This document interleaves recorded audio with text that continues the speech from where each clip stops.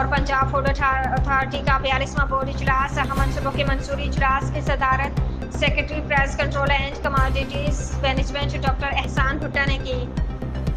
Board members को Punjab food authority की कारकर्दगी पर ब्रीफिंग। कारकर्दगी में वाज़ेह बेहतरी, गुज़श्ता सालों की निस्बत 78% कार्रवाई और 70% मुकदमात में इजाफा। बोर्ड मेंबर्स ने पंजाब फूड अथॉरिटी की शानदार कारकर्दगी को सराहा। इसी रफ्तार से काम करने की हिदायत।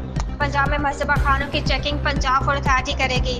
नाकिस गोश्त और गैर कानूनी स्लॉटरिंग पर पंजाब फूड अथॉरिटी सख्त एक्शन लेगी। तमाम मज़बा खानों को बैनुल-अक़वामी तर्ज पर बनाया जाएगा। जानवरों का प्रीमार्टम, पोस्टमार्टम, बीमारी, वैक्सीनेशन रिकॉर्ड चेकिंग का मुकम्मल मेकानिज्म तैयार किया जाएगा। आसिम जावेद।